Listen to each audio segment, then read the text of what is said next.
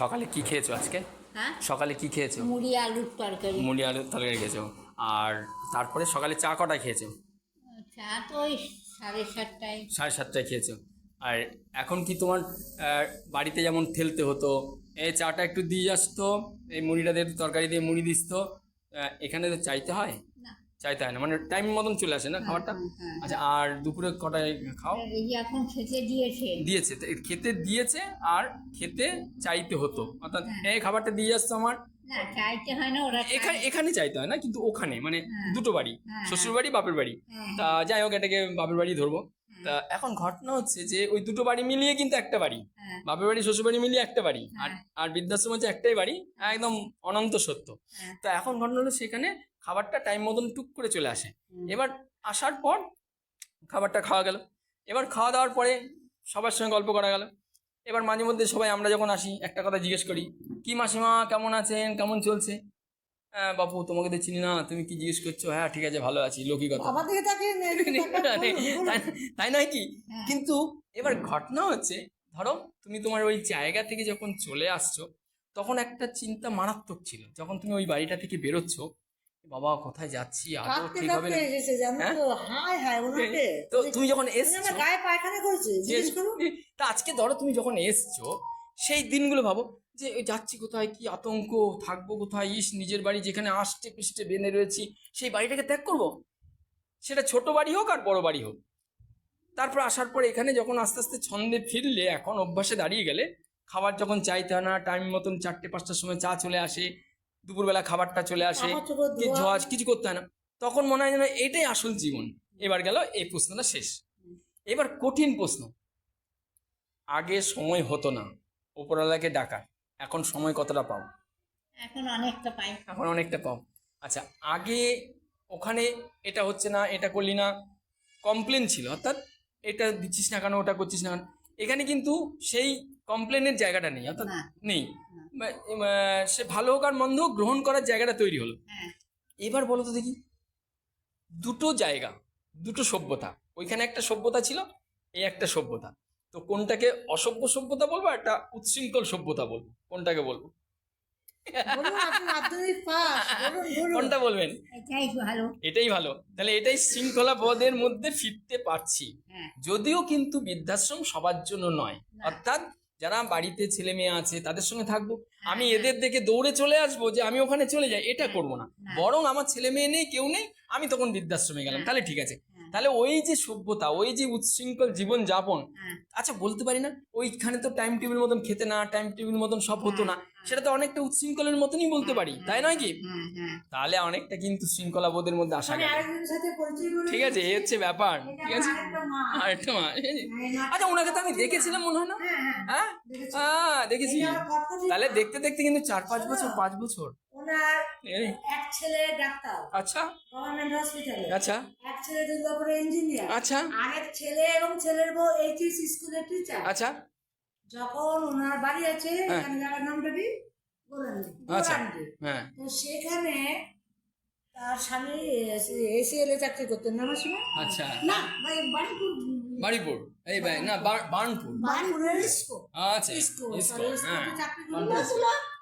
তো সেক্ষেত্রে উনি হ্যাঁ বাড়িতে থাকলে ওনার একটা কি হাইপার টেনশনে হ্যাঁ। মাথা ঘুরিয়ে পড়ে যেত। থাক না, ভিজুক না, জীবন অনেক ভিজেছে, এবার আর বাকি ভিজে লাভ নাই, বাইরে বৃষ্টি হচ্ছে তাই চিন্তা করছে। এখানে সেলাই, মাথায় 13টা সেলাই আছে। আচ্ছা ওইটা ভেবে তার তিনও ছেলে চিন্তা করলো যে তাকে কোথায় রাখা যায়। আচ্ছা যেহেতু চাকরিজীবী, সবাই চাকরিজীবী, হ্যাঁ তারা আমাদের আশ্রমে যখন এনেছিল, হ্যাঁ। যখন বিয়ে করার পরে হ্যাঁ মেয়েরা বাবার বাড়ি থেকে শ্বশুর বাড়ি যায়, হ্যাঁ। কাঁদতে কাঁদতে হ্যাঁ। তার কন্ডিশন থেকে তার মানে তুই, তার মানে তুই শ্বশুরবাড়িতে। আচ্ছা আচ্ছা, তোমাদের, ইচ্ছা করছে। আচ্ছা তোমাকে যদি বলি, তুমি ওই যে জীবনটা ছিলে, তো ওই জীবনটার এই জীবনটার মধ্যে দুটো জীবন। 1 বছর আগে আমার শাসান্ত আমার মাথা পটানে পড়ি হলে কিছু করি। আচ্ছা একটা কথা বলি, তাহলে বলতে পারি তোমার ওই জীবনটা উচ্ছৃঙ্খল জীবন ছিল এবং অসভ্য জীবন ছিল, তাই তো নাকি? না সামনে ছিল তখন একটা আলাদা ছিল, হয়ে গেল তখন একটা আলাদা। ঠিক আছে কি, তাই তো নাকি? ওই সময় একটা উচ্ছৃঙ্খল বোধ ছিল, এখন শৃঙ্খলা বোধের মধ্যে আসা গেছে। যাক, চমৎকার, খুব ভালো লাগলো।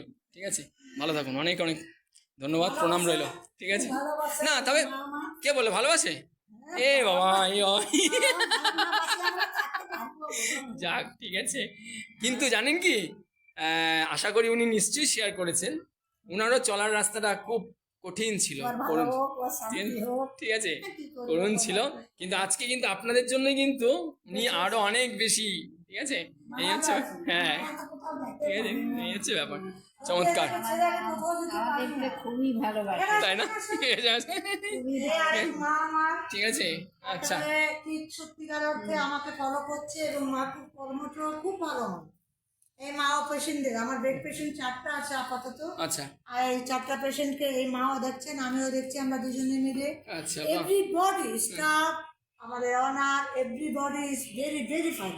বাহ, বাহ, চমৎকার চমৎকার, কি বলছে, সত্যি 5 বছর আগে একটা আতঙ্ক ছিল এখানে কিভাবে জায়গা করে নিতে পারবো, ঠিক আছে, সত্যি তাই, আজকে আমি সকলের মধ্যে ভালো আছি। ঠিক আছে, এটাই হয়, এটা ছিল, এটা সবার জন্য এই ভিডিওটা, কেননা এই ভিডিও আপনাকে নিশ্চয়ই মোটিভেট করবে, আপনারা যারা বৃদ্ধাশ্রমের ভিডিও দেখেন তাদেরকে মোটিভেট করবে, এটা নিশ্চিত, কেননা কিছু করা যেতে পারে, একটা 50, 55, 59, 58 তাদের জন্য, হ্যাঁ খুব শান্তি না, ঠিক আছে, আমার খুব রাগ হয়, আমি চিৎকার করি। আচ্ছা, লক্ষ্মী তাড়াতাড়ি এসো। ঠিক আছে, ঠিক আছে, চমৎকার, ঠিক আছে, ঠিক আছে, ওই, তুমি না এসো তাড়াতাড়ি, তাড়াতাড়ি। এই হচ্ছে ব্যাপার, যদি আমি খুব খুব কম সময়ের জন্য এলাম, এই মা আধা ঘন্টার জন্য এসছি, এসে এত দূর থেকে, ঠিক আছে, প্রত্যেকে ভালো, প্রত্যেকে ভালো। বাহ, চমৎকার, Why is this- এই হচ্ছে টিমের খেলোয়াড় কিন্তু আরো আছে আমার- আছে।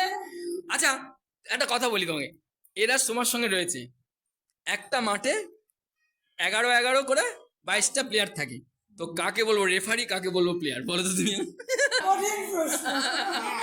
যাক, এটা কি আমরা দিতে পারবো? বাহ চমৎকার, অসাধারণ, সবাইকে প্রণাম রইলো, ভালো থাকুন, যত্নে থাকুন, তবে আমি বলি আপনাদের এই ভিডিও, হ্যাঁ না, আপনাকে আমি বছর 4-5 আগে আমি দেখেছি আপনাকে, আমি এসছিলাম তখন, আমি যখন ধারাবাহিক আসতাম, তো এই ভিডিওটা আপনাদেরকে আশা করি মোটিভেট করবে, যারা সিনিয়র সিটিজেন আছে, কিছু করুন, 50 উত্তীর্ণ হয়েছে, কিছু করুন, আর কিছু বলার নেই, যতক্ষণ শরীরে শক্তি আছে ততক্ষণ মনে বল রাখতে হবে, আমি পারবো। প্রথম কথা যে হ্যাঁ আমি পারবো, কেন পারবো না? মেয়েরা এখন প্লেন চালায়, মেয়েরা এখন রেল চালায়, তাহলে আমি কেন পারবো না? যার ভিতরে কনফিডেন্সটা আছে এবং ইগোকে ত্যাগ করতে পারে, যে না বাবা আমি কেন ধরবো, আমি তো ধরবো না, এই ক্লাসিফিকেশনকে দূরে সরিয়ে দিয়ে আবার না। যে আমি পারবো। এই মুহূর্তে আমার মা হয়তো অসুস্থ হতে পারে, এই মা দেখেন দেয়, তার সেবা আমি করবো, কিন্তু সাবজেক্টটা আমার না, এটা ভাবতে হবে না, সব সাবজেক্টই আমার সাবজেক্ট।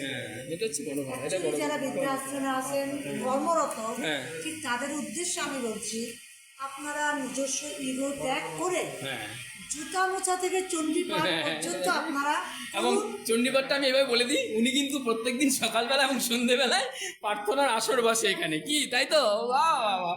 সেটা আমি দেখি, ঠিক আছে, আমি টাইম পাইনি এই মাঝখানে বছর 3 আসতে, আজকে আসতে পেরে একটু ভীষণ ভালো লাগলো, সবাইকে আমার প্রণাম রইলো,